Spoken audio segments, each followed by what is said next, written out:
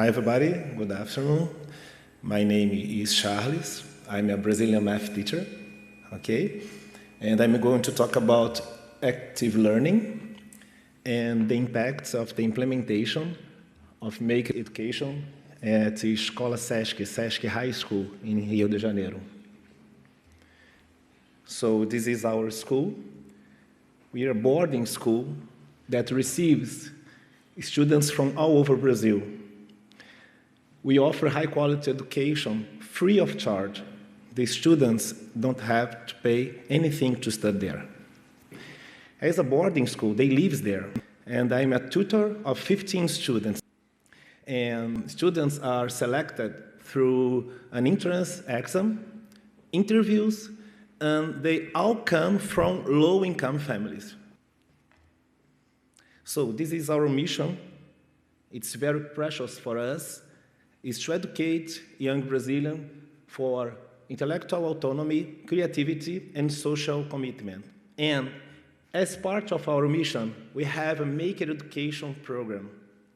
Our Make It Education program has 5 initiatives: the digital literacy, educational robotics, multimedia production, virtual reality, and the aim of this presentation, that is the makerspace. And talking about digital literacy, we teach them computational thinking concepts using the code.org platform and the Scratch from MIT, and they use to work in pairs, as you can see in the picture. So we have the educational robotics. In educational robotics, we have 2 different approaches. The first approach is the development of learning objects. For example, this project was developed by a physics teacher with a group of students. Here they used an Arduino and a sensor, and they used to make projects like that.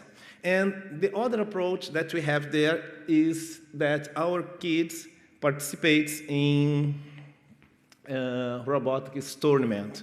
We are very proud of them because last year they won the Brazilian tournament, robotics tournament. I'm there, I was the coach of this group. It was fantastic. It happened in a state called Minas Gerais. Another one is the multimedia production, where the teachers can create their own flipped classes and the students can develop their projects there.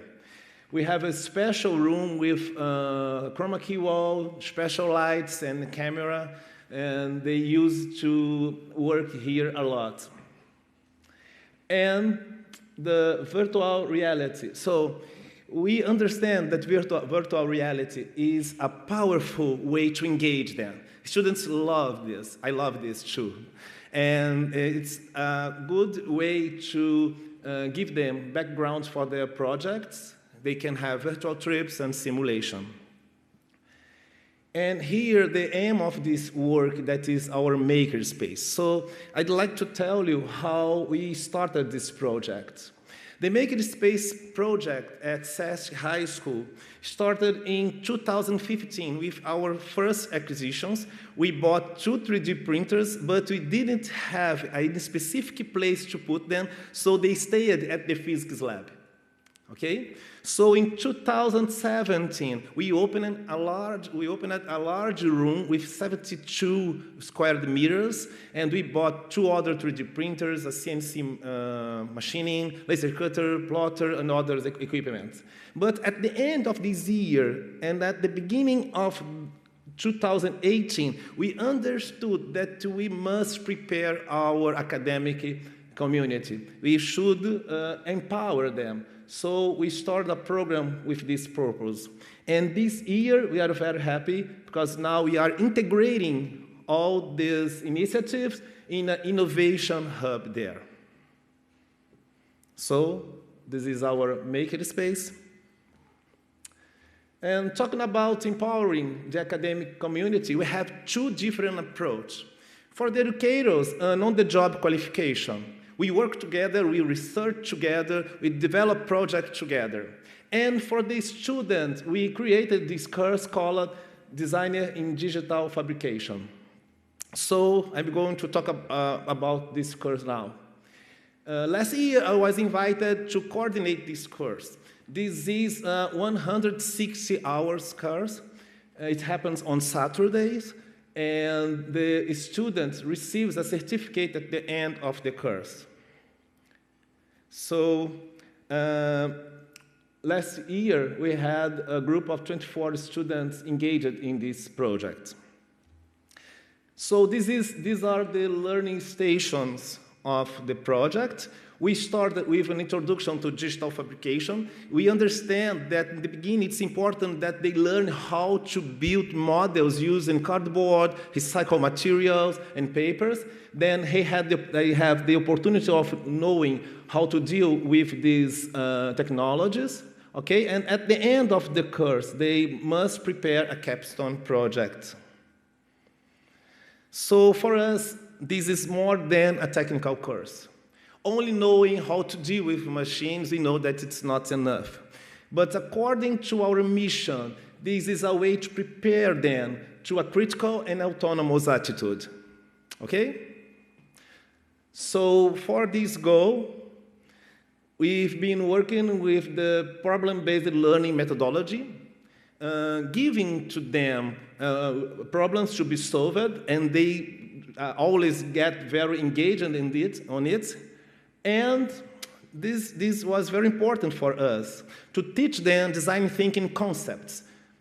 Why is it so important? Because they must know how to start a project and how to finish it, and how to develop it in an organized way. So something that was a challenge for us, and I think that this is a challenge when we talk about maker education, is the learn assessment. I don't know if you know, in Brazil, the academic year is a little different from America. Our academic year begins in February and finishes in December, okay? So during the process, we were evaluating them, but we had two major projects. We call it the midterm project and the capstone project. The midterm project happened at the end of the first semester, and the capstone project in the end of the second semester.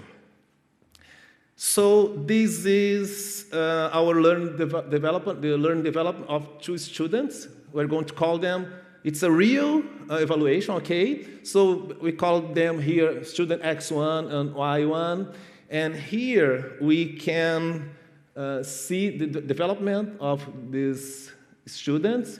We decided to use a qualitative approach, and if you see, for example, in prototyping, we choose 4 topics, okay? Dedication, teamwork, ideation, and prototyping. And if you see in prototyping, for example, later we can talk more about it if you want, the student Y1, at the end of the first semester, he had basic knowledge, and the end of the second semester, advanced knowledge in software skills, okay?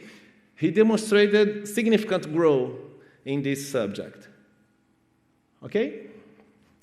So, I'd like to show you 2 cases. At the end of the first semester, they had the midterm project, and we gave them a challenge. I think that you know this project, the mousetrap car. I think that here in America, people know this project. It's a car that the power supply is a mousetrap. So they must build a mousetrap car. So, but the design of this car should be different or creative, but something different, okay? And 2 girls designed this car. Don't know if you are recognizing. It's the Scooby-Doo van. And there's the mousetrap, okay? The mousetrap's the power supply. And the car should function, okay? And this is the car, the Scooby-Doo mousetrap. This is the solution. If you can see in the middle of the car, the mousetrap is a little hidden. Can you see there? The mousetrap. And they have developed a track for measuring the car speed. It happened before this project. If you can see, we have sensor under the track. But Here, you can see the car in action. Let me see if... the mousetrap is inside, the car in action. So when they said that they were going to build a van, I thought, which will be the solution? It was very creative. And here we have two students. As I told you, we have students from all over Brazil. And these girls developed this project. Jaine is from the state of Acre, in the north of Brazil. And Vitória, the state of Ceará, the north of Brazil. And look what Vitória said about developing this project. At the beginning, the process was a little complicated, but the key for not giving up was to believe that we could succeed. It's fantastic. We were always looking for something new and different from what we were seeing around us. So Vitória from Ceará said this, and you can see they're very happy. You can see their shoes and a panda there, okay?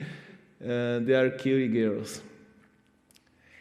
And the capstone project.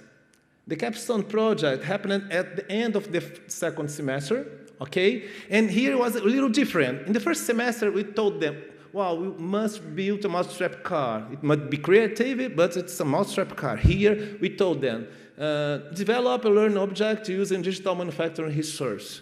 You have to follow the steps.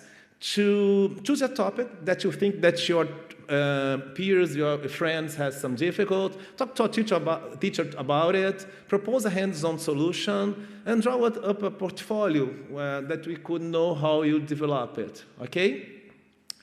So we had a lot of different projects. You can't imagine a lot of things different. A pillow that makes someone wake up without noise, the pillow shakes. It's very interesting. But I decided to bring this solution because I'm a math teacher, and they created an automated compass. So this automated compass, as this was the capstone project, they used the 3D printer, the CNC, the laser cutter, an Arduino inside the car, and this car creates circles with, here, different radios, okay?